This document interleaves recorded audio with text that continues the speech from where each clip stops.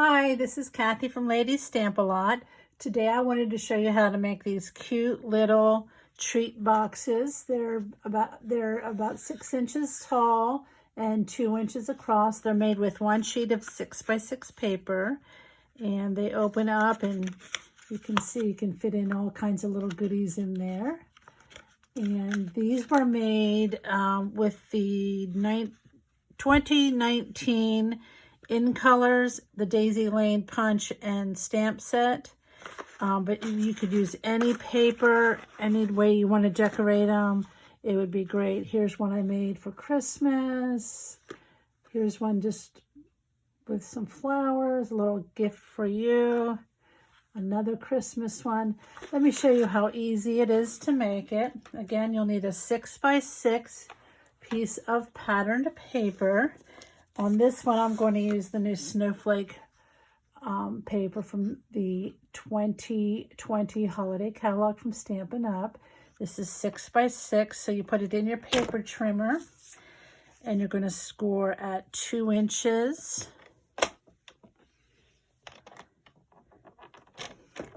Two and 3/4. I will have all these directions on my blog. 4 and 3/4. 5 1/2. I forgot to mention that if your paper has a pattern or a one-way design, then this is going to be the top. This is the way you would have it. And then we're going to turn it 90 degrees. So now this is going to be the bottom of your paper, and we're going to slide over this side of the paper trimmer to 3/4 of an inch, and we're going to score at 3/4 of an inch. All right, I'm going to set that aside for a minute. You're going to need a coordinating piece of cardstock. You could also use the back of the Designer Series paper has another pattern, and sometimes they match really nice. You could use that as well. 2 by 3 inches. I'm going to put it in the paper trimmer at 3 inches and score at 1 1/2. So you're basically just scoring this in half. You could just also just fold it in half. Now this piece is going to be the top, the top. So I have my tag topper punch. Stampin' Up! Has 2 different tag toppers. This is the scallop, and I'm just going to punch the top of that. So we'll have that ready for our top later on. Okay, I'm going to get my paper trimmer out of the way, show you how easy it is to do this. So you want to fold on all your score lines. And if you use your paper trimmer differently than I do to score, or if you use your scoring tool, the smaller flap may be on this side, and that is perfectly fine. It doesn't matter. Now, what you're going to do is cut up from the bottom. So use your score lines, and you're going to cut on the score line up to the score line that's going that way. And this little tab, we're just going to get rid of it and just throw that away. I'm going to also notch this slightly. Okay, so we're going to cut up the score line. I'm going to notch on the tab just slightly. That makes the bulk go a little bit away. So cut up, stop at your cross score, notch slightly, and then one more time, cut up and make a little notch. All right, now this is the piece that's going to be the front of my box. So find your narrow strip. Again, if it's over here, that is fine. I do my paper cutting and scoring differently than a lot of people do. So we're going to put a piece of adhesive on this narrow strip.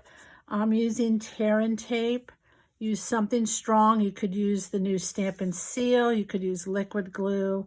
You could use just about anything, but you do want something that's going to hold up because it's a box. So here's my tear and tape.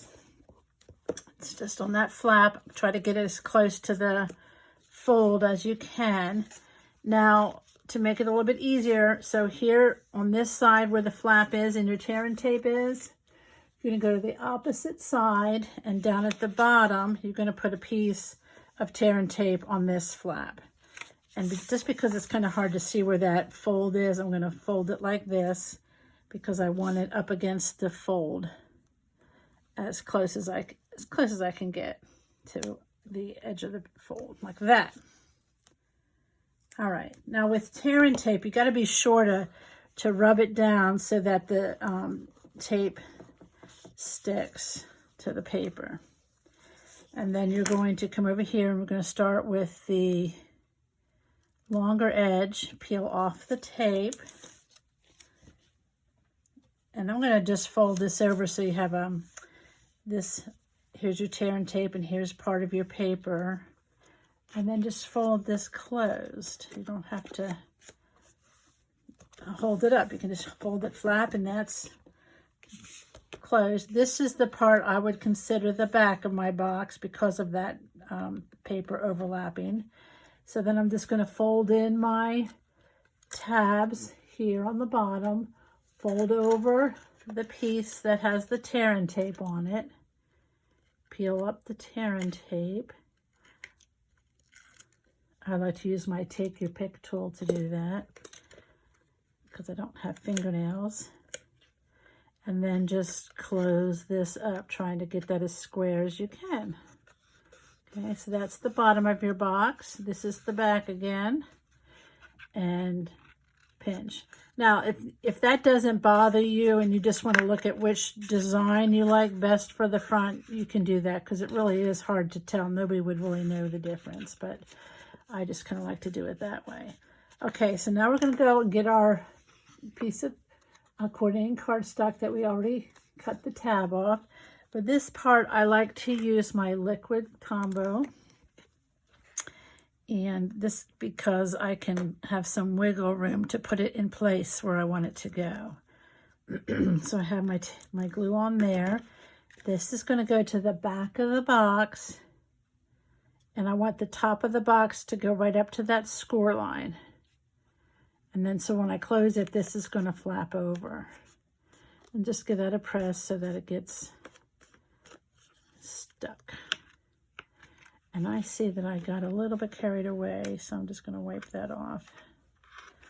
Like we say in preschool, dot, dot, not a lot. All right, now I'm going to use a ribbon from the new holiday catalog. This is called Snowflake Splendor Ribbon. It's really like iridescent. It looks white, but when you put it next to the box, it actually picks up the color of the box. It's really, really, really, really pretty. So I'm going to thread this through. And I don't measure and cut. I thread it through first. I wrap it around the back of the box. Make sure it's nice and straight, not twisted. And then I'm going to just go ahead and pull up enough so that I can tie a knot. So I'm going to make my knot. And then I'm going to make this one into a bow. See how it ties as a bow.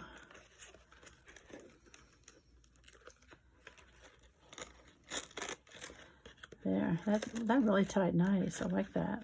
Oh, I really like that a lot. And then I'm just going to cut it off. So that way I'm not wasting my ribbon. Okay, I just put it through, make it long enough so I can tie a bow, and then cut it. And there, it's pretty much done. If you wanted to add some decoration like I did on the other ones, you can add some little punches. But this is just really cute the way it is. And if you're interested, let me untie it and I'll see how much ribbon I actually did use. If you're one that likes to cut first, this is 16, about 20 inches. Okay, so that would give you an idea of how much you need. So I hope that you like this box, and I hope you'll give it a try. And thanks for stopping by.